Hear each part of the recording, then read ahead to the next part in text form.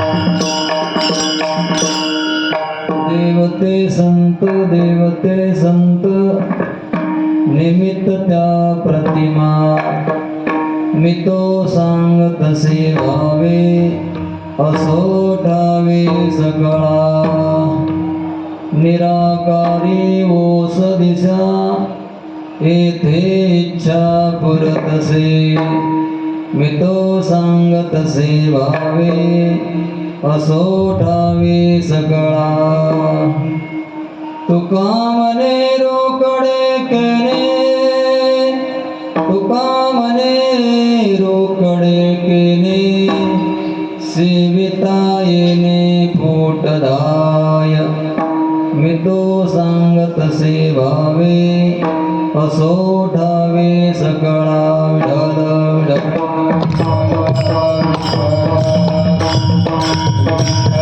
मोजे अद्या वेद प्रतिपाद्या जय जय ससंवेद्या आत्मरूपा आता हृदय हे आपुले चौपाळुनिया भले वरी बैसव पाऊले श्री गुरूंची ते नमस्कारोनियाता प्रथम नमन करू गणनाथा उमा शंकराची सुता चरणावरी ठेवोनी माथा साष्टांगीयता दंडवत दुसरे वंदो सारजा जे चतुराननाची आत्मजा वाक्सिद्धी पावी जे सहजा तिच्या चरणोदा दंडवत आता वंदो देव ब्राह्मण ज्यांचे पुण्य पावन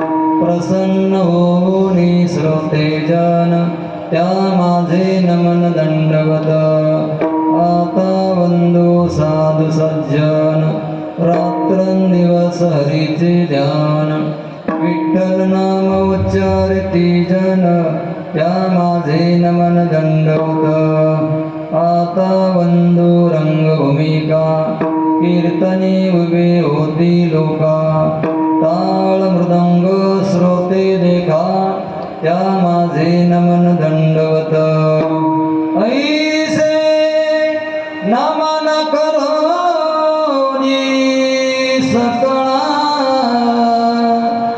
हरिकथा बोले बोबड्या बोला अज्ञान मनोनी अपुल्या बाळा चालवी सकळा नामा म्हणे जोडोनिया कर चरणी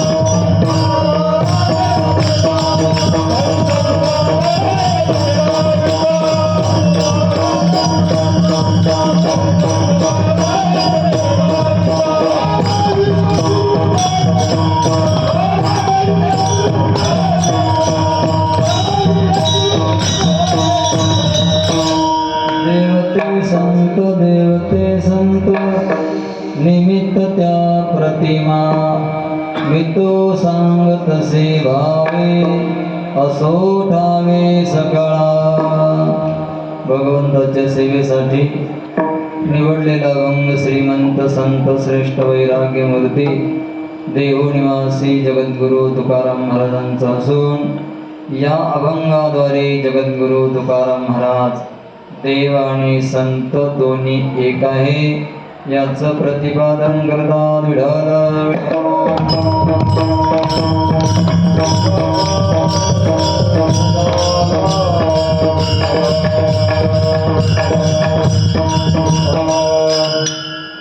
श्री क्षेत्र पंढरपुरामध्ये अग्नी साधू माधव मामा मोळवणकर यांच्या समाधी स्थानासमोर आपण सगळी भाविक मंडळी खेड्यापाड्यातून शहरातून मोठ्या श्रद्धेने बाबाच्या चरणी असणारा भाव प्रेम, या प्रेमाचं प्रतीक म्हणून आपण श्री क्षेत्र पंढरपुरामध्ये बाबांच्या समाधीसमोर उपस्थित आहोत. पण बाबा इथं बसलेले आहेत, एवढं सौंदर्य इथं उभा राहिलं. अग्नी साधू माधव मामा मोळवणकर संस्थान, या संस्थानासाठी बरेच उपक्रम आणि बरेच इथं भाविक मंडळीने मदत केली आहे. इथं बोलता बोलता सकाळी बोललो की जिथे निष्काम भाव आहे तिथं असे इमारती उभा राहतात आणि मंदिरं उभा राहतात. निष्काम भाव, अग्नी साधू माधव मामांचा निष्काम भाव होता. पांडुरंगाच्या चरणी प्रेम होतं. कलियुगामध्ये असा साधू म्हणजे मृत्यू सांगणारा, मी पुढच्या किंवा तुम्ही पुढच्या वेळेला जाणार आहात असं सांगणारे साधू आहे. आजही मोळवणगावमध्ये वर्षाला अग्नी तिथे निघतो. हे तुम्हा सगळ्याला माझ्यापेक्षा माहीत आहे, तुम्ही दर्शन केलेलं आहे. काला झाला की अग्नी बुजवला जातो चुलांगण, पुन्हा पुढच्या वर्षी उकरलं की पुन्हा तसाच अग्नी वर्षभरानंतर तसाच मिळतो. हे अग्नी साधू आहेत. त्यांच्या चरित्रामध्ये तेवढा चरित्र तर विस्तार केला नाही पाहिजे तेवढा, कारण आहे की जे जेव्हा साधू असतात तेव्हा त्यांचं महत्त्व कळत नाही. मग गेल्यावर वाटतं अरे आमचं चरित्र पाहिजे होतं आपल्याला उपलब्ध. छोटंसं पुस्तक असतं किंवा विस्तार असतात, आणखी जगाला चरित्र मिळालं असतं. यामध्ये चरित्र वाचलं होतं मी की आणि ऐकलं पण होतं. जिथे कोर्ट कचेरी शेताची चालू होती, तर जिथं साधू असतो तिथं भांडणं करणारी माणसं असतात. त्या माणसाने साधूला कोर्टामध्ये खेचलं. तर साधू ते साधू जोपर्यंत जाता येतं तोपर्यंत कोर्ट कचेऱ्या केल्या. म्हणजे ज्या वेळेला जायची वेळ आली, नेम टळणार आहे वारीचा, आषाढी वारीचा नेम टळणार आहे आणि कोर्टाने मुद्दाम तारीख 30 दिली. पण साधूने मामाने कोर्टाची तारीख स्वीकारली नाही, आषाढीची तारीख स्वीकारली. इथं आले पांडुरंगापाशी. मग पांडुरंगाला संकट पडलं तर पांडुरंग माधव मामाच्या रूपामध्ये जज समोर हजर राहिले आणि तिथं न्यायालयामध्ये उत्तर दिले. निकाल मामासारखा लागला. मग ते पत्र मामाला परत आलं. हे केवढं मोठं चरित्र आहे. हे काही आमच्या तुमच्यासारख्याने ही घटना घडणाऱ्या नाही. पांडुरंगाने माधव मामाचं रूप धारण करावं एवढं सामर्थ्य त्यांच्यामध्ये. त्याग तर केवढा मोठा. परभणी जिल्हा, गंगाखेड जिल्हा, तालुका, हे सगळा जो परिसर आहे ना, हे सगळा परिसर मोतीराम मामा असतील, दस्तापूरकर महाराज असतील, आणखी बरेच साधू संत तिथे राहिले. मग तिथला साधू परिवार आणि हा साधू हा समाज, साधूची काय ताकद असते या जिल्ह्यांनी मराठवाड्याने पाहिलेली असते. त्याच्यामुळे माणसं त्यांच्यासाठी जीव द्यायलाही तयार असतात. एवढ्या साधूचं पण त्या साधूच्या मागे चालत असताना अनुयायी होत असताना त्या त्यागाला दृष्टी समोर ठेवावं लागतं की आपल्या पूर्वजाने केवढा मोठा त्याग केला.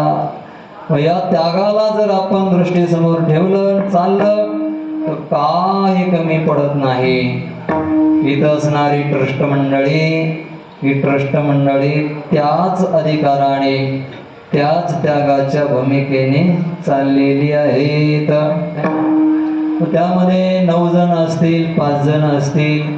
देवाचेच अवघेच तीर्थे घडती एक वेळा, चंद्रभागा डोळा देखील असं वाटायचं एकदा आपण स्नान करावं चंद्रभागेमध्ये आणि मग गेलं तरी चालेल, असा भाव. एकदा स्नान करावं चंद्रभागेला. मग ती भूमी ही आहे. या पंढरपुरामध्ये हे धाम आहे. आता ते देवाचं घर आहे. इथं देव नांदत असतो. तसं आळंदीला माऊली नांदतात, तसं इथं देव राहतो. धाम म्हणजे वस्ती ठिकाण. इथं आल्यानंतर त्याची काही नियम पण आहेत. या ठिकाणी आल्यावर कोणाची निंदा करायची नाही, कोणाची चुगली करायची नाही. होईल तेवढं मौन आणि विठ्ठलाचं नाम घ्यायचं, चिंतन करायचं. बाकीच्या गप्पा गोष्टी जर मारल्या तर तीर्थाचा अपमान होतो. म्हणून या सप्ताहामध्ये ज्ञानेश्वरी पारायण आहे, गाथा भजन आहे, पुन्हा प्रवचनादी असेल, हरिपाठ आहे, पुन्हा हरिकीर्तन आहे ना.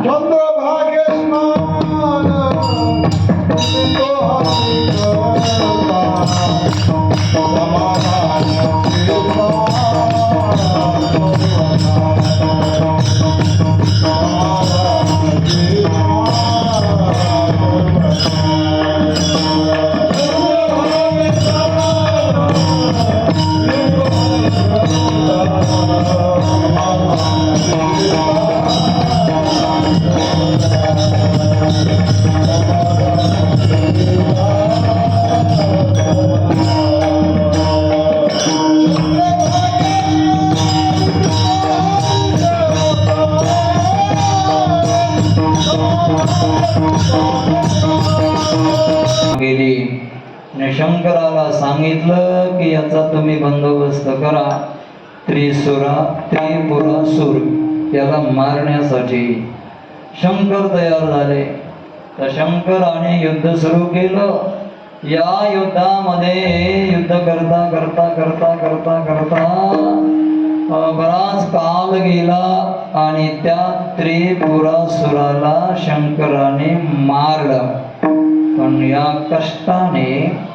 या कष्टामुळे शंकराच्या अंगामधून घामाचे पणार धारा वाहू लागल्या. आणि घडलं कुठं? हे घडलं सह्याद्री पर्वताकडे, तिकडे जिथं भीमाशंकर आहे तिथं ही घटना घडली. आणि शंकराच्या अंगामधून निघालेल्या घामाच्या धारा त्या तीर्थरूपाने प्रगट झाल्या. आणि मग ते तीर्थ प्रगट झालं असल्यामुळे त्या तीर्थाला, त्या धारांना, त्या पाण्याला पांडुरंगाचं दर्शन घ्यायची इच्छा झाली. आणि दर्शनाच्या लालसेने सह्याद्री कड्याच्या पर्वतामधून जोरात असा प्रवाह धावू लागला. एवढा आवाज झाला, त्या आवाजाला संस्कृत मध्ये भयंकर, भैरव किंवा भीम असं म्हणतात. म्हणून त्या पाण्याच्या वेगाचा आवाज एवढा झाला, भयंकर झाला असल्यामुळे त्याला भीमा श्रीलिंगी नाव पडलं. आणि ती धारा वाहत वाहत वाहत वाहत जोराने आवाज करत करत दिग्पालाच्या कंठाळ्या बसल्या. सर्व काही गडबड झाली. त्या दिग्पालाने या पांडुरंगापाशी इथं तीर्थक्षेत्रामध्ये ओघ येत असताना प्रार्थना केली की या आवाजाला जरा तुम्ही आवरा. त्यावेळेला पांडुरंगाने या तीर्थाला हातामध्ये लोहदंड घेतला आणि भीती दाखवली, वास आवाज करायचा नाही. तेव्हा तिथे आवाज न करता ही भीमा नदी आवाज न करता इथे वाहू लागली. आजही तुम्ही बघा, कितीही पाणी येऊ द्या, भरपूर नामदेव पायरीला जरी पाणी लागलं इथे आवाज करत नाही. आवाज करते का? इथं भीमा नदी, भीमा आहे ती नदी मूलता. चंद्रभागा कसं नाव पडलं? विडाला विडाला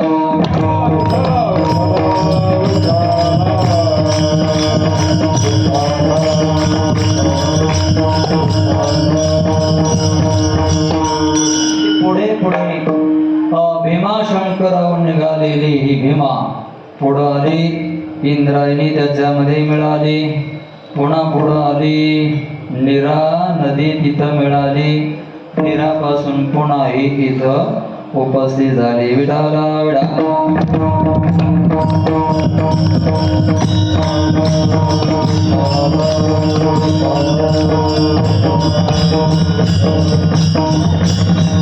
याच्या 2-3 कथा आहेत. तर एक कथा आठवते आहे ती सांगतो. बृहस्पती आहे गुरुदेव, देवांचे गुरु. बृहस्पतीची पत्नी आहे तारा.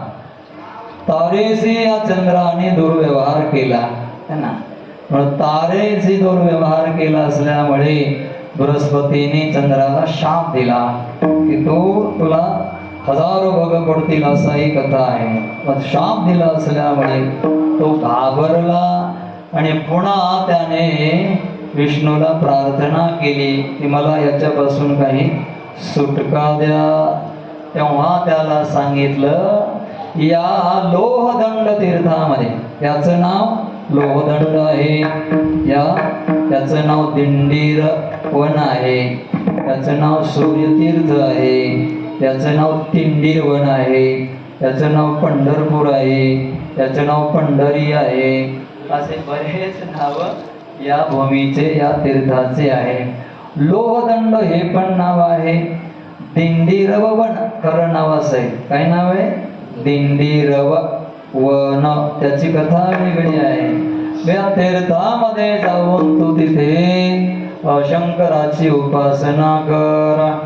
शंकराची उपासना, सूर्यनारायणाची उपासना सांगितली. सूर्यनारायणाची उपासना केली. सूर्य देवता प्रसन्न झाले. सूर्य देवताने चंद्राला आशीर्वाद दिला की काय काय काय कशासाठी इथं बसलाय? लय माझा जो आहे अंधकारमय माझं काळ शरीर झालं, बघा पडतील असाही शाप दिलेला आहे, माझं तेज कमी झालेलं आहे. त्यावेळेला सूर्यनारायण म्हणले, तुझं जे तेज आहे ना ते तेज एका पक्षापुरतं, अर्थात अमावस्यापासून पौर्णिमेपर्यंत मी तुला थोडं थोडं तेज देईल. एक एक कला, प्रतिपदेला थोडी, द्वितीयेला थोडी, तृतीयेला थोडी, अशी कला देता देता देता पौर्णिमेला पूर्ण तुला माझा प्रकाश देईल. म्हणजे त्याचा सूर्यनारायणाने त्याला आशीर्वाद दिला. ऐका, इथं राहिल्यामुळे चंद्रभागेच्या, इथं चंद्र राहिल्यामुळे चंद्र आणि भागाचा अर्थ आहे कला.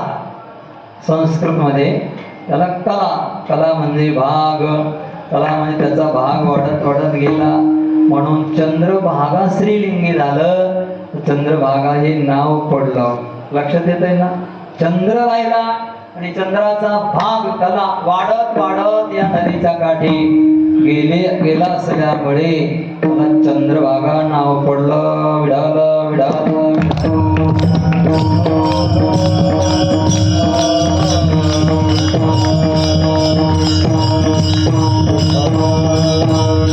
असं एक सांगितलं, इथं चंद्राकार असल्यामुळे ही चंद्रभागा असं नाव पडलंय. आणखी दुसरा काही कथा पण आहेत, या 1-2 कथा आहेत त्याच्याविषयी. आता इथं दिंडीरव वन असा शब्द आहे. दिंडीर वन याचं नाव आहे. तर या दिंडीर वनाची काय कथा आहे? दिंडीरवनाची कथा आहे. दिंडीरव नावाचा इथे दैत्य होता.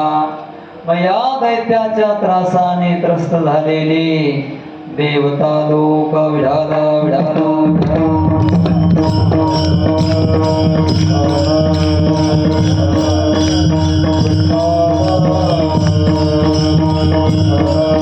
देवता लोकांनी विष्णूची प्रार्थना केली. विष्णूने देव लोकांना आशीर्वाद दिला आणि सांगितलं, मी अवतार घेईल आणि या दिंडीरव नामक दैत्याला मारेल. आश्वासन मिळालं. देवता आपापल्या भोगामध्ये रममाण झाली. पुन्हा काही कालानंतर एक राजा होता, श्रीचंद्र नावाचा राजा. या राजाच्या घरी सगळं काही होतं, फक्त संतती नव्हती. पुत्र नसल्यामुळे या राजाने शंकराची आराधना केली. शंकर प्रसन्न झाले आणि मागितलं या राजाने, श्रीचंद्र राजाने, की मला तुमच्यासारखा पुत्र पाहिजे. त्यावेळेला शंकराने बोलले की माझ्यासारखा पुत्र तर नाही मी देणार, पण विष्णू सारखा तुला पुत्र मिळेल. विष्णूच तुझा पुत्र होऊन येईल. आशीर्वाद मिळाला. कोणाचा? शंकराचा. आणि तदनंतर हा श्रीचंद्र राजा, त्याचं नाव स्पष्ट आहे, श्रीचंद्र राजा घरी आला. राणी गर्भवती राहिली. काही काल गेला आणि तदनंतर त्याच्या घरी जन्माला आला एक बाळ. त्याचं नाव ठेवलं मल्लिकार्जुन. मग या मल्लिकार्जुनाचं वय थोडं थोडं, छोटीशी कथा करून मी सांगतोय, मोठा विस्तार आहे. त्याचं वय वाढत वाढत गेलं. शिकारीसाठी या दिंडीरव वनामध्ये तो आला. अर्थात लोहदंड सूर्यतीर्थ हे जे नाव आहे दिंडीरवन, याच्यामध्ये तो आला. कोण? मल्लिकार्जुन राजा. त्याने दिंडीरव राक्षसाला पाहिलं. दोघांचं युद्ध सुरू झालं. वर्णन आहे 1000 वर्षापर्यंत युद्ध चालू राहिलं. आणि शेवटी या मल्लिकार्जुनाने लोखंडाची गदा होती, लोखंडाची गदा त्या दिंडीरवाच्या डोक्यामध्ये टाकली. थर थर थर थर थर थर कापत जसा बसला मार, त्याने दोनदा उच्चार केला, हरी हरी. असं उच्चारल्यामुळे हरी प्रसन्न झाला. कोण हरी? मल्लिकार्जुन अवतार विष्णूचा प्रसन्न झाला. ते काय पाहिजे तुला? अंतकाळी ज्याच्या नाम आले मुखा, तुका म्हणे सुखा पार नाही. तुका म्हणे सुखा पार नाही.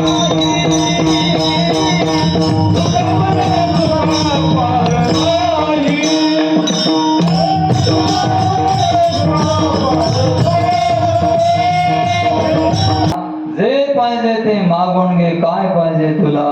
तो म्हणला माझी काही मागणी. त्याने मागितलं की या क्षेत्राला माझं नाव लागावं, दिंडीरव त्याचं नाव लागलं. आणि वन शब्द पुढे, दिंडीरव वन असा शब्द आहे. पण आम्ही काय केलं? हा एक वकार खाऊन टाकला, एक वकार सोडून दिला आणि दिंडीरवन एवढंच म्हणतात माणसं, हा की नाही? आपण म्हणत नाही दिंडीरव वन असं नाही म्हणत. ते वकार आहे तिथं, तो वकार सोडून दिला आणि दिंडीरवन असं नाव त्या दिंडीरव राक्षसाने मागून घेतलं.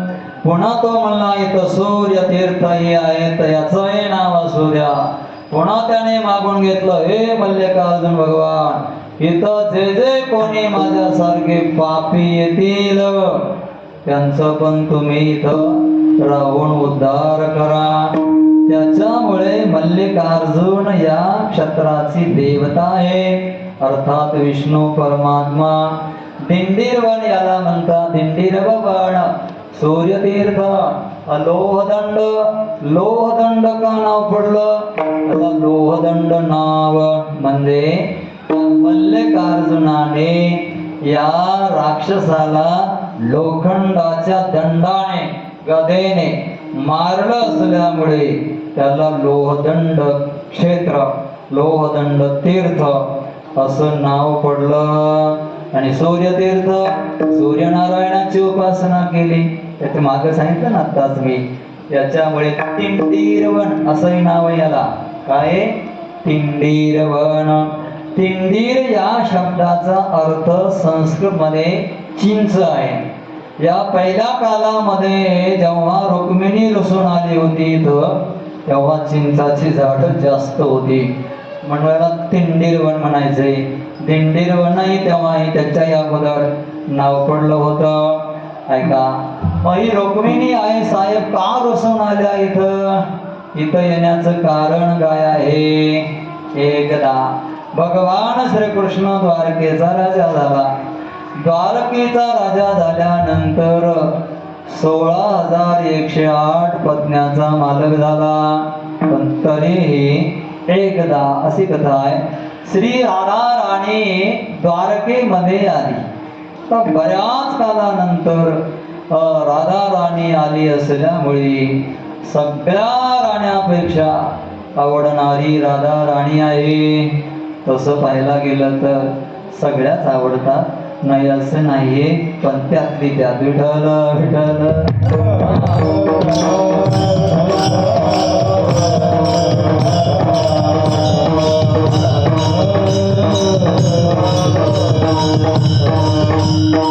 सगळेच आवडणारे असले तरी त्यातली त्यात थोडं बहुत असतच की नाही? थोडं बहुत त्यातली त्यात श्री राधा जास्त आवडते. आणि पुन्हा काही वर्षानंतर आता कृष्ण कन्हैया 11 वर्ष गोकुळामध्ये राहिला है ना, 14 वर्ष मथुरामध्ये राहिला आणि 100 वर्ष द्वारकेमध्ये राहिला. तर लहानपणी जे प्रेम असतं ते मजबूत प्रेम असतं, त्या प्रेमाला कधी कलंक नसतो. मग राधाचं आणि कृष्णाचं लहानपणीचं प्रेम आणि एकच दोघ जण आहे, एकच शक्ती आहे दोघाची, लीला मात्र 2 धारण केलेले आहेत. ते असं प्रेम असल्यामुळे राधा आली कृष्ण कन्हैयाला प्रेमाचे, तो प्रेमाचं सागर आहे, जवळ घेतलं राधेला, बोलत बसलेले आहेत. एवढ्यामध्ये रुक्मिणी आली आणि रुक्मिणीने बाहेरूनच पाहिलं कोणीतरी बसलेली आहे आणि तिच्याशी काय हसू हसू बोलतोय, टाळ्या काय मारतोय. एवढा आनंदामध्ये पाहिला. साज काय की तसं आहे ना, असं जर कोणा झालं तर माणसाला काय वाटेल? तोंड पाव वाटेल कधी? तोंड सुद्धा पाव वाटत नाही. चला इथं नकोच. दुसरी आली आणि एवढा खुश कधी माझ्याशी बोलला नाही. आणि राधेश एवढा खुश होऊन बोलतोय, काहीही न बोलता पाहिल्या बरोबर सरळ रस्ता धरला. द्वारका कुठे? विचार केला तर इथं राहायचंच नाही, जायचं आपल्या माहेराला. पण ऐका, रुक्मिणी आहे ती कौंडिण्यपुराला गेली नाही, बापाच्या घरी नाही गेली. आणि मग सरळ रस्ता धरला दिंडीर वनामध्ये, या तीर्थक्षेत्रामध्ये आली. भरपूर त्यावेळेला चिंचाची झाडं होती. इथं येऊन ते बस आपलं आत्मचिंतन करू लागले. आता रुसलेली म्हणल्यास मग काय, आता कृष्ण कन्हैयाला समजलं की रुसून आपलं गिऱ्हाईक गेलंय. शोध शोध शोध करत करत कुठं जाणार आहे? रुसून रुसून माहेराला तर नाही गेले, पण माहेराच्या राज्यामध्ये मात्र आली. मग त्याला कळतंय सगळं, लीला करायची असते, देवाला सगळं कळतं. प्रसंगतात्मा कळो येती अंतर, विश्वी विश्वंभर परिहरसे न लगे. या निमित्ताने का होईना या क्षेत्रामध्ये, या पंढरपूर नामक क्षेत्रामध्ये, या दिंडीरव नामक क्षेत्रामध्ये त्याच कालामध्ये एक असणारा भक्त पुंडलिक, त्याचं चरित्र इथं चालू होतं. त्याने काशीला जायचं म्हणून गेला होता. जग प्रसिद्ध हे ते चरित्र माहिती आहे सगळ्यांना. भक्तराज पुंडलिक, हे पुंडलिक महाराज पत्नीला बरोबर घेऊन तीर्थयात्रेला चालले होते आणि कुक्कुट स्वामीच्या आश्रमामध्ये मुक्काम पडला होता. आई बापाला बरोबर घेतलं नव्हतं. नंतर आई बाप कोणी यात्रे करू काशीला चालले, चला पोरगही गेलेला आहे, आपणही जाऊया दुसऱ्या ट्रिप मध्ये. माय बाप दुसऱ्या बरोबर चाललेले होते है ना. आणि हा पहिला पत्नी बरोबर गेलेला होता. पत्नी एवढी त्याला आवडायचे, एवढी आवडायचे, आवडायला पाहिजे. पत्नी आवडव नाही असं मला म्हणायचं नाही. भरपूर आवडली पाहिजे पत्नी, पण माय बाप पण आवडले पाहिजे. त्याचप्रमाणे त्यांची पण सेवा केली पाहिजे. माय बापाचा हा तिरस्कार करायचा आणि पत्नीची सेवा 100% करायचा. म्हणून जात असताना कुक्कुट स्वामीच्या आश्रमामध्ये मुक्काम पडला. आल्याबरोबर त्याने विचारलं, महाराज इथून काशी किती लांब आहे? कुक्कुट स्वामी म्हणले, मी काय काशीला गेलो नाही, तुला जायचं तर बघ, पण मी गेले मला काय माहित नाही. पुंडलिकाच्या मुखातून आलं, कसला साधू कसला महाराज आहे, काशीला पण गेला नाही. एवढे अपशब्द निघाले है ना. त्याची काही श्रद्धा नव्हती. अपशब्द निघाले, साधूने ऐकलं आणि न ऐकल्यासारखं केलं, जाऊन बसले आपल्या साधनेमध्ये. कुक्कुट स्वामी हे सत्य उपासना करणारे, आचरण करणारे, शास्त्राने जसं सांगितलं तसं आचरण या साधूचं. मायबाप आश्रमामध्ये त्यांची सेवा करायची. रात्र झाली, पुंडलिकराव महाराज तिथे होते. मध्यरात्री थोडीशी प्रहर संपला आणि 3 स्त्रिया आल्या. ऐका, गंगा यमुना सरस्वती होत्या त्या. 3 स्त्रिया आल्या. आल्याबरोबर त्यांचे चेहरे जरा उदास होते, काळे टिपूर पडलेले होते. कोणी झाडू घेतलं, कोणी पोचारा फवारा इथे आपलं सारवायला घेतलं, कोणी पाणी आणतंय. आणि सगळा आश्रम त्यांनी झाडून काढला, स्वच्छ केला, सगळं संमार्जन केलं. हे सगळं पुंडलिकाने आपल्या रूम मध्ये, आपल्या त्या जागेमध्ये बसून सगळं पाहिलं. आल्या तेव्हा तर त्याला भीती वाटली की या काळ्या स्त्रिया कोण आल्या. रात्रीच्या वेळेला तो पाहत राहिला. सगळी सेवा त्यांनी केली आणि पुन्हा सेवा समाप्त होता होता साष्टांग दंडवती घेणे त्या मातीला घातला आणि जसा उठून उभा राहिल्या तसे प्रकाशमय त्यांचं शरीर झालं. हे त्यांनी पाहिलं आणि लक्षात आलं, इथे सेवा केल्यामुळे त्यांचं शरीर दिव्य झालं. पुढं आला, विचारलं तुम्ही कोण आहात? तिघींनी परिचय दिला. दुष्टा, दुराचारी, नालायका, आम्ही गंगा यमुना सरस्वती आहोत. ज्या साधूचा तो अपमानाने तिरस्कार, अपमानजनक शब्द बोलले ना, तो साधू सामान्य नाही. कुक्कुट स्वामी साधे नाहीये, त्यांच्यामध्ये सामर्थ्य एवढं आहे, ते इथे राहतात. तुझं आज भाग्य आहे दुष्टा, आज तुझं एवढं मोठं भाग्य आहे. त्यांचं तुला दर्शन झालं आणि आम्ही गंगा यमुना सरस्वती आहोत. इथं सेवा केलं असल्यामुळे आम्हाला दिव्यत्व प्राप्त झालं. आमच्यामध्ये तुझ्यासारखे पापी स्नान करतात, त्याच्यामुळे आम्ही त्यांचं पाप घेऊन आम्ही काळ्या टिपूर पडतो, मलिन होतो आणि इथं सेवा केली म्हणजे आम्ही दिव्य होतो. तुझं भाग्य आहे, जागा हो, पश्चाताप कर. आणि हा जो स्वामी आहे, जे स्वामी आहे ना, मायबापाची सेवा करतात, सत्याचरण करतात, एवढं कर आदेश दिला आणि अदृश्य झाल्या. बघा, पूर्व पुण्य फळाला आलं. पुण्य फळले बहुत दिवसा, भाग्यवदयाचा ठसा, झालो सन्मुख तो कैसा, संत चरण पावलो. पुण्य फळले बहुत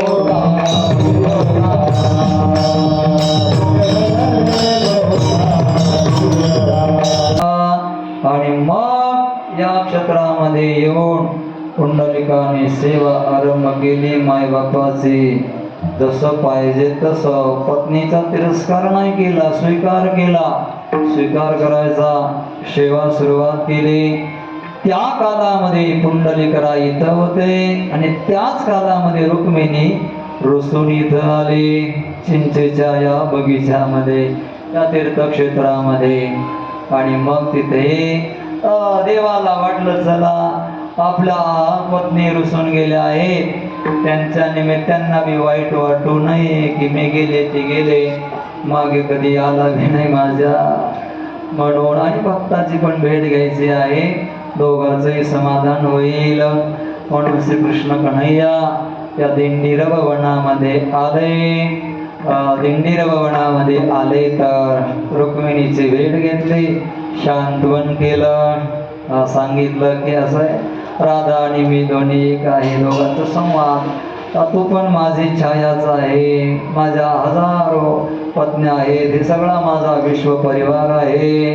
आणि लहानपणाची माझी राधा असणारी गोपी भेटायला आले म्हणून बोललं. मग काय झालं, समजूत घातले, पण नाराजच राहिली रुक्मिणी, म्हणून ती मंदिरामध्ये आली नाही. बाजूला आजही मंदिर तिचं वेगळं आहे.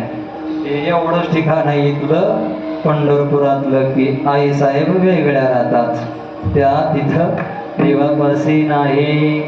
संपूर्ण महाराष्ट्रामध्ये जिथे जिथे विठ्ठलाचे मंदिर आहे, त्या सगळ्या मंदिरामध्ये आई साहेब विठ्ठल दोघं एका मंदिरामध्ये गाभाऱ्यामध्ये आहे. इथं मात्र भिन्न भिन्न आहे. रुसलेला प्रकार आठवावा म्हणून इथं राहिला. पुंडलिकाची भेट घ्यायला पांडुरंग परमात्मा अर्थात कृष्ण कन्हैया तिथं गेले आणि पाहिलं, अरे किती सेवा चालली आहे, सेवेला फळ आलंय. आता मी भेटायला आलो. दारामध्ये उभा राहिला श्रीकृष्ण कन्हैया, हाक मारले, पुंडलिका.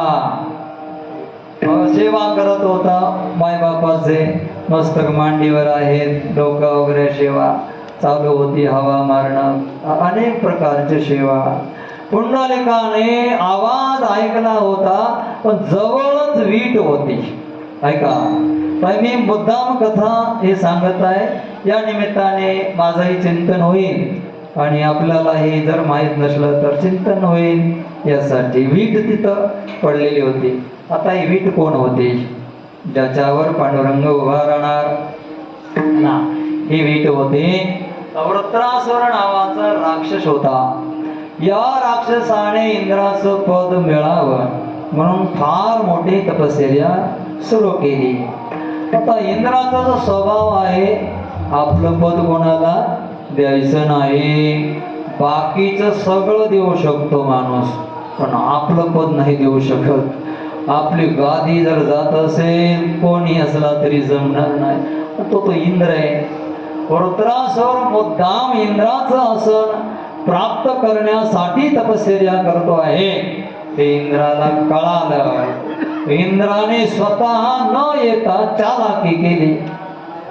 सेवकाला पाठवलं आणि सांगितलं, ध्यानाला बसल्यानंतर या वृत्रासुराचे तीनही मस्तक कापायचे. परस्परच लावून दिलं सेवकाला. आला सेवक. वृत्रासुर ध्यानाला बसला असताना सेवकाने, त्या सेवकाचं नाव नाही लिहिलं, सेवकाने त्या वृत्रासुराचे तिन्ही मस्तक कापले. आणि जसे मस्तक धडा वेगळे झाले, त्या मस्तकामधून आवाज आला, का मला मारतोस? आणि अंतर्ध्यानाने, तो तपस्वीच होता, त्याला कळालं हा इंद्राचा सेवक आहे, म्हणजे ज्याचा सेवक आहे त्याने पाठवलेला आहे. सेवक एवढं मोठं काम करू शकत नाही. ज्याचा आहे आश्रित त्याच्याकडे बांध जातो. कोणाचा येतो? अमुक अमुकचा, मग त्यानेच काम केलंय. इंद्राने हे काम केलं, वृत्रासुराच्या लक्षामध्ये आलं, म्हणून वृत्रासुराने इंद्राला शाप दिला. हरे लोष्टत्वम आत्महि लोहदंडे सूर्य तीर्थे हरे लोष्टत्वम आपणोहि. हरीचं लोष्टत्व तुला प्राप्त होईल. इंद्राला शाप दिला काय? हरीचं लोष्टत्व म्हणजे हरी तुझ्यावर आरूढ होईल असं तुझं जड रूप प्राप्त होईल. लोष्ट म्हणजे दगडाला म्हणतात, लोष्ट म्हणजे मातीलाही म्हणतात, लोष्ट म्हणजे मातीचा परिणाम विटाला पण म्हणतात. म्हणून ती वीट झाली लोष्टत्वम, दगडाची वीट.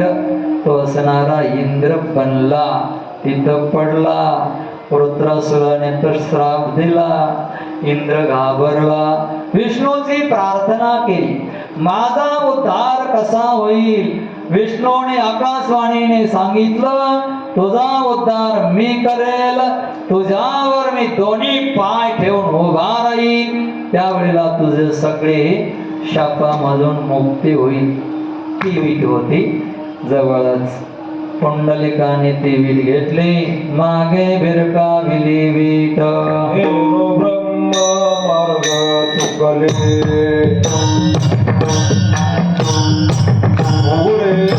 राहते. कलियुगाची जेवढी 4,32,000 कलियुगाची संख्या आहे, त्याच्यापेक्षा डबल द्वापार युगाचे आहे, त्याच्यापेक्षा जास्त आहे.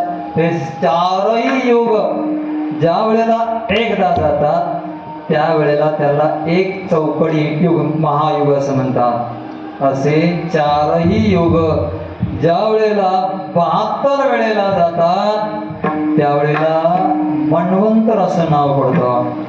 आणि तोच मन्वंतर एक जो आहे ना, असे मन्वंतर 14 गेल्यानंतर एक इंद्राचा विषय होता. असे समजा इथपर्यंत झालं आपलं, इथपर्यंत मन्वंतर पर्यंत. ब्रह्मदेवाचा एक दिवस मन्वंतर, पुन्हा एक रात्र मन्वंतर, असे ब्रह्मदेवाचे 100 वर्ष जातात. त्यावेळेला हा प्रलयकाल होतो. बाकीच्या सूर्या असे मन्वंतर गेलेले जे आहेत, ब्रह्मदेव निर्माण होऊन आता जे चाललेलं आहे युग, आता चाललंय कलियुग. म्हणजे 4 युग गेल्यानंतर हे आता 28वा युग चालू आहे. मागचे झाल्याचे किती पता नाही, त्याचा नका गणित धरू, फक्त हे 28वा युग चालू आहे. म्हणून 28 चौकड्यातलं हे चौकड्या गेलेला 28वा युग आहे. म्हणून त्याला म्हटलं युगी 28 विटेवरी उभा. म्हणजे त्यावेळेला पुंडलिक राय होते का? त्यावेळेला पुंडलिक राय होते. त्यावेळेला हे चरित्र घडलं का? हो, कृष्ण कन्हैया पण त्यावेळेला यदा यदा हि धर्मस्य ग्लानिर्भवति भारत जप जप होई धर्म के हानि बाळ हे असुर कदम अभिमानी तप तप प्रभु धरी विवेद शरीरा हर कृपा निधी सज्जन पीरा. युगायुगामध्ये 24 अवतार पुन्हा पुन्हा पुन्हा पुन्हा येतात. असे आलेले युग, आलेले अवतार समजायचे 28वा युग आहे. तेव्हापासून उभा पांडुरंग परमात्मा वाट पाही उभा, भेटीची आवडी कृपाळू तातडी उतावी. या पंढरीपुरामध्ये उभा राहिलेला समचरण दृष्टी, त्याच्यासमोर खांब आहे, खांब ज्याला आपण आलिंगन देतो, त्याची एक छोटीशी कथा आहे. गरुड खांब ज्याला म्हणतात है ना, त्या गरुड खांबाची कथा आहे. तो खांब कोणता आहे? तर त्या खांबाची इथं हे पुरंदर नावाचे एक संत होते, त्याची कथा आलेली आहे. कर्नाटक मध्ये एक पुरंदरगड आहे आणि पुणे जिल्ह्यामध्ये एक पुरंदरगड आहे. त्या गडाजवळ त्या भक्ताचा जन्म झाला असं मत आहे. काहीच म्हणणं आहे कर्नाटक मध्ये असलेल्या पुरंदरगडापाशी जन्म झाला. जे असेल ते मला वाटतंय कर्नाटकामधल्या का. त्यांचं पहिलं नाव आहे तिमप्पा. पुण्यामधले माणसं तिमप्पा नाव ठेवत नाहीत का? ठेवतात का? धावले ठेवतील, पळाले ठेवतील पण असं बाकीचं असं नाव ठेवत नाही ना. तिमप्पा नाव हे असणार कर्नाटकामधलं आहे. पुरंदरगडापाशी भक्त होते आणि त्यांना असा भक्तत्व झालं. कृष्णदेवराय त्यावेळेला तिथं होते आणि मग ते भक्त बनल्यानंतर त्यावेळेला तिथली गट आहे तिमप्पा नावाचे हे असणारे सोनार होते तर ब्राह्मण. तर सोन्याचा धंदा करायचे. त्यांची मंडळी आहे सरस्वती.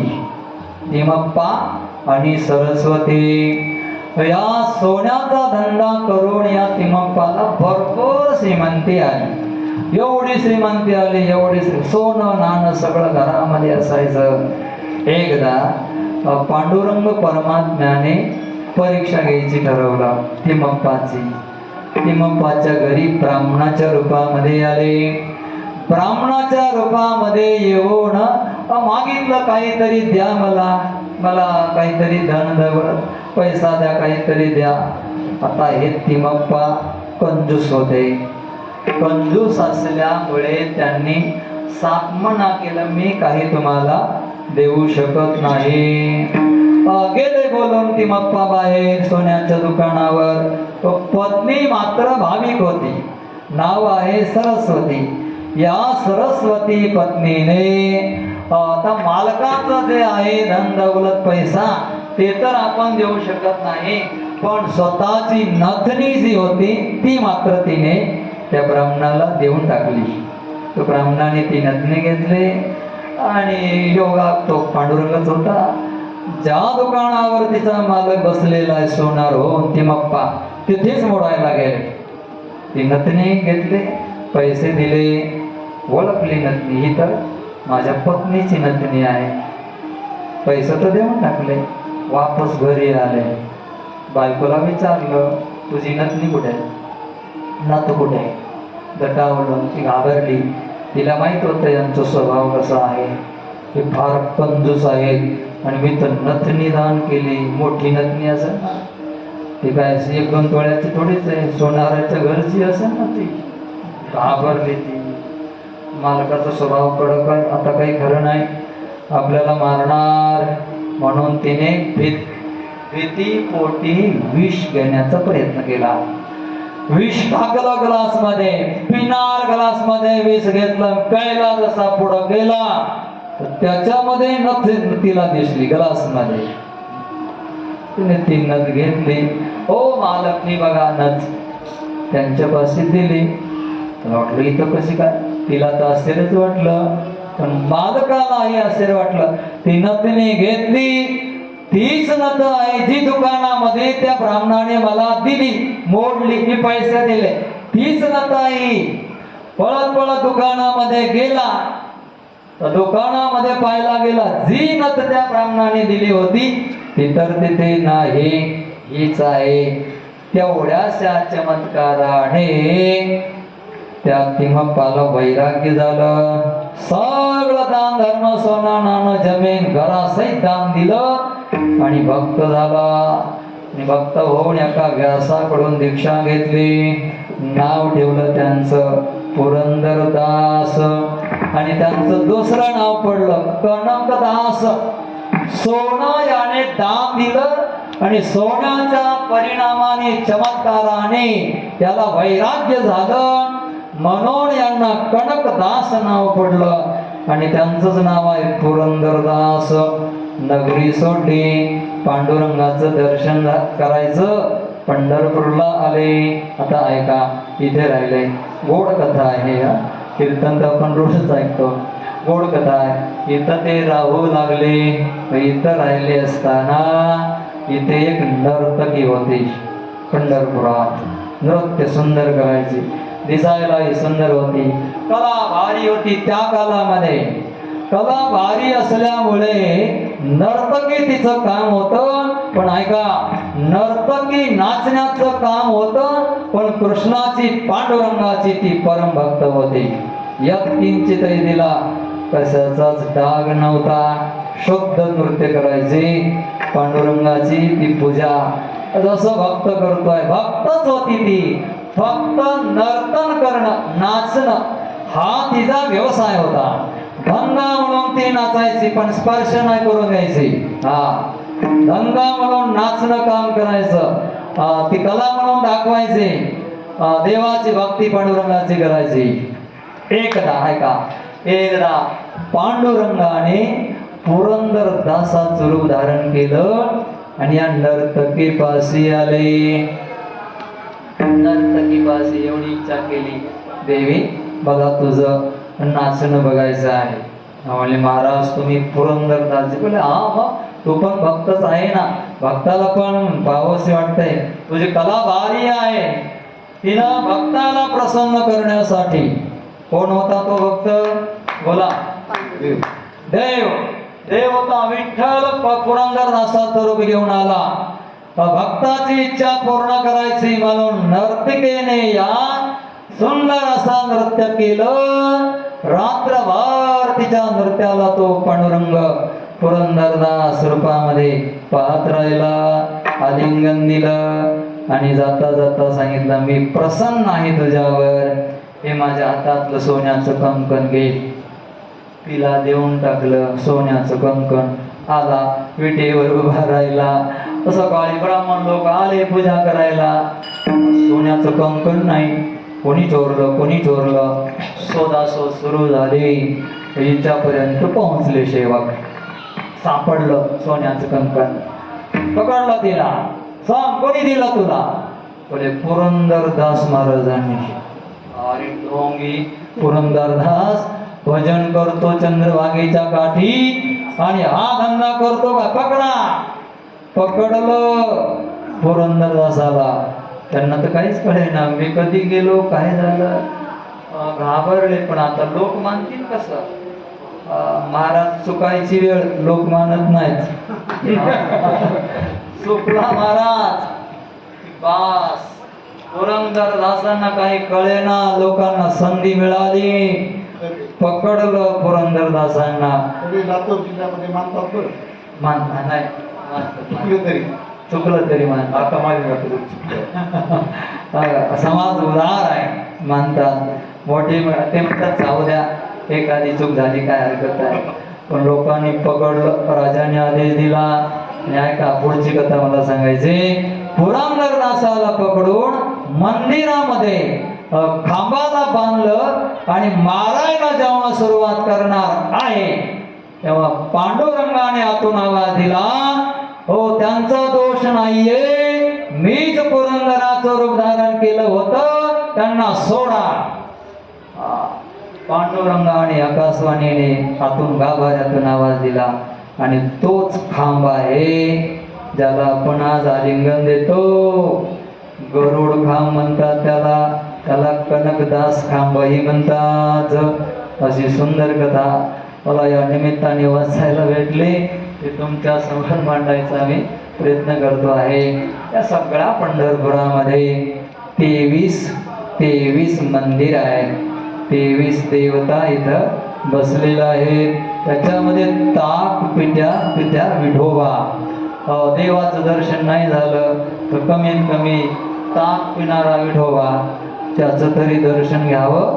तो पण इथं एका म्हातारीने आपल्या देवाला पांडुरंगाला रोज ती ताक पाजायची आणि पीठही त्याच्यामध्ये काढून देवाला नैवेद्य चढवायचे. तर काय भाव असतो. आणि म्हाताऱ्या माणसाचा भाव तर गजब. 10 रुपये काढणार आपल्याला ते देणार. 2 रुपये काढणार. 5 रुपये काढणार. महिला मंडळी म्हाताऱ्या माणसात अहो किती कष्ट केलेले असतात या बाईने आजीने. हो कुठून तरी लेखा कोण सुनाकून घेतलेले 10-5 रुपये. भाव मोठा असतो. या तिचं नाव मला आठवत नाही आजीचं. रमाबाईने हे काम करायचं. ताकामध्ये पीठ काढून पांडुरंगाला नैवेद्य द्यायचा आणि शेवट वय थकलं आजारी पडल्या जाता येईना मग पांडुरंग तिच्यापाशी यायचा. दे मला नैवेद्य. भाव जर असेल ना तर तो ग्रहण करतो. तो नैवेद्य ताकाचा पिठाचा खायची. सांगितलं देवाने, आता तू मंदिरामध्ये येऊ नको, मीच इथं येतो. मग तिथं आलेला पांडुरंग, ती मूर्ती आणि पांडुरंगाची मूर्ती सारखी दिसते. असा असणारा देव पंढरपुरामधला तो देव आणि संत दोन्ही काय, देव ते संत, देव ते संत.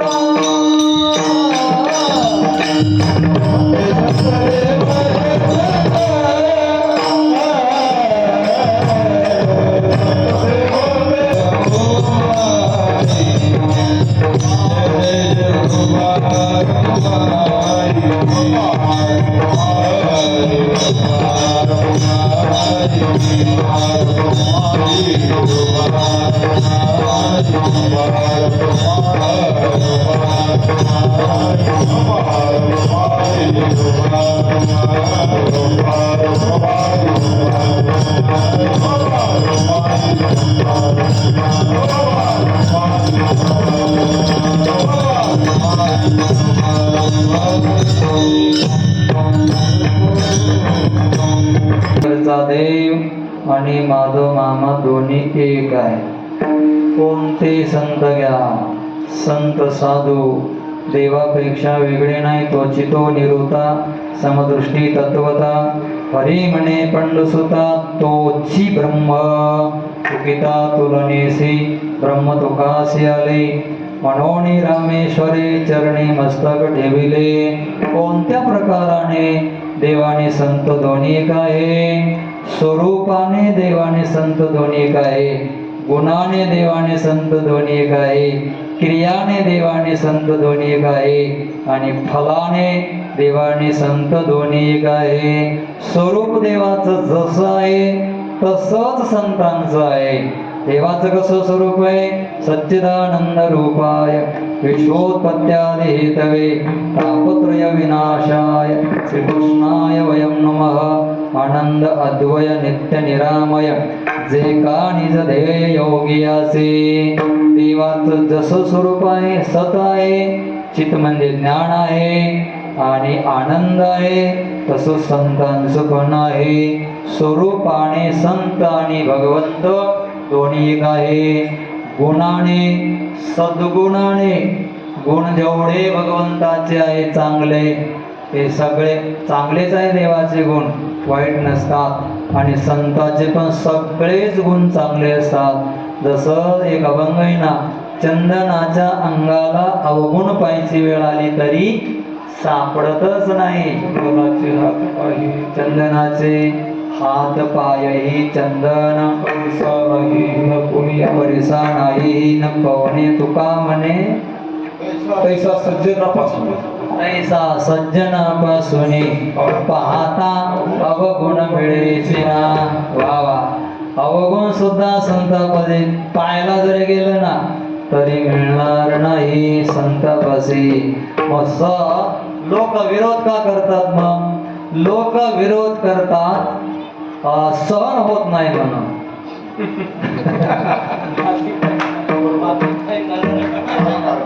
काही कारण आहे का घेणं देणं, काय कारण नाहीये. यासाठी माऊली पतंग दीप्ती आलिंगन, पतंग किडे लाईटीवर का झेप घालतात, अंधारावर नाही घालीत.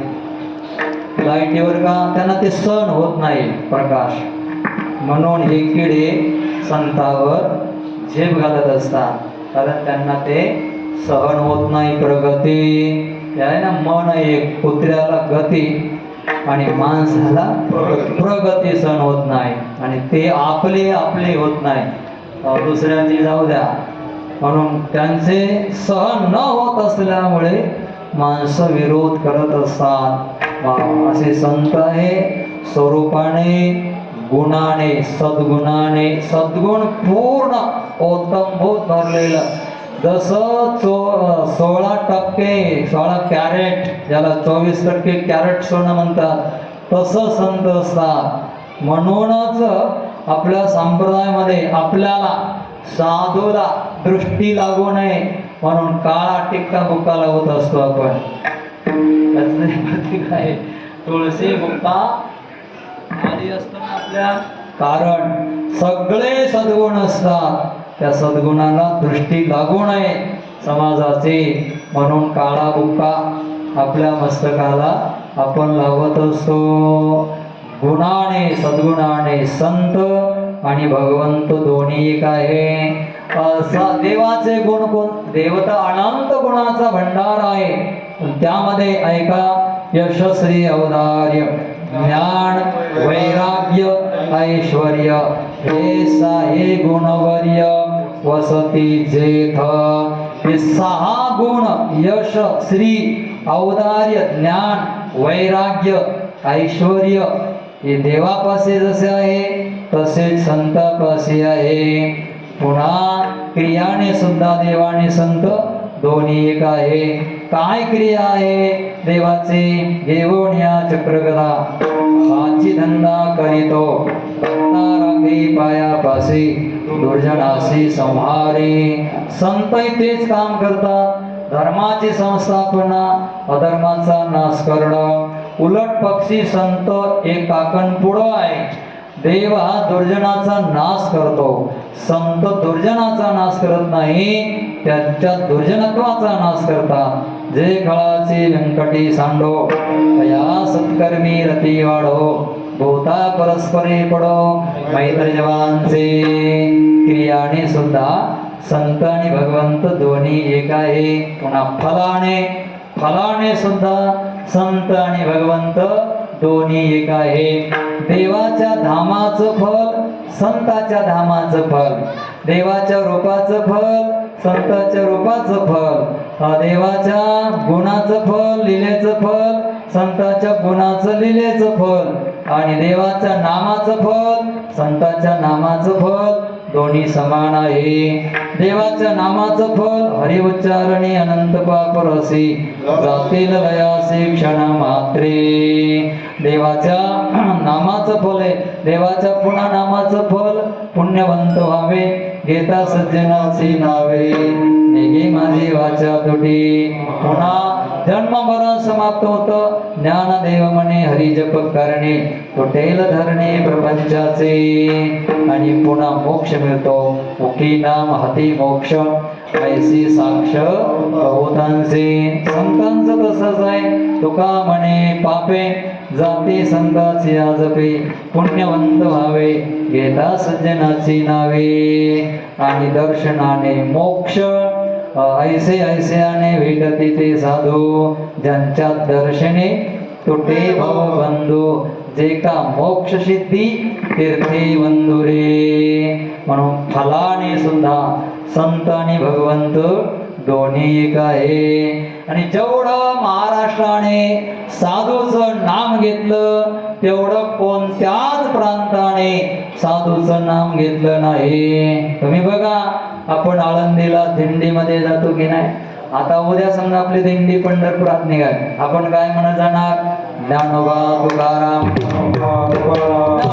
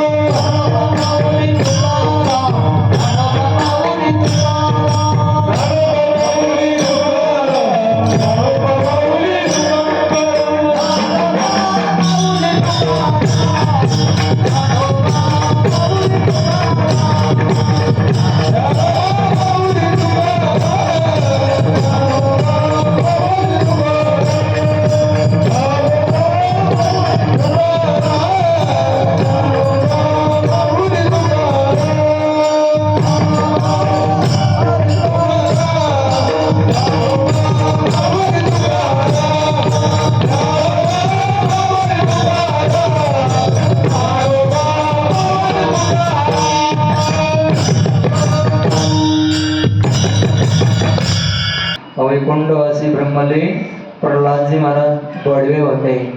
शेजारती संपली, पडदा टाकला, गाभाऱ्यामध्ये बसले. 12:30-1 वाजायची वेळ रात्रीचं त्या कालामध्ये. आणि मग त्या वेळेला आतून आवाज आला. पांडुरंग म्हणू लागले, ज्ञानोबा तुकाराम, ज्ञानोबा तुकाराम, ज्ञानोबा तुकाराम, ज्ञानोबा तुकाराम.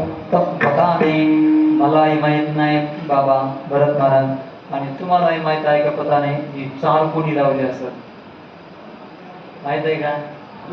अनादी कालापासून मला वाटते पांडुरंगानेच म्हणलं असेल असं.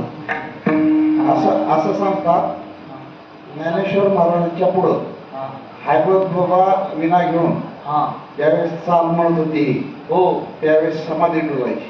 त्या बात आहे, ही चाल समाधी डोलायची, टाळी वाजायला. हैबत बाबा त्याच अंतकरणाने, एवढ्या प्रेम भावाने, काकडा गाताने सुद्धा हैबत बाबा समाधी डोलायचे आणि भजन करायचे. हैबत बाबा ज्यांनी माऊलीचा समाधी सोहळा आळंदीतून सुरू केला ते ब्रह्मलीन हैबत बाबा. आम्ही पाहिले नाही, पण आम्हाला त्यांचं नाव घेतलं की वाटते आपले आहेत. तिथं दर्शनाला माऊली तिथं गेलं, हैबत बाबाचं पादुका तिथं या संतांनी हे सुरू केलं.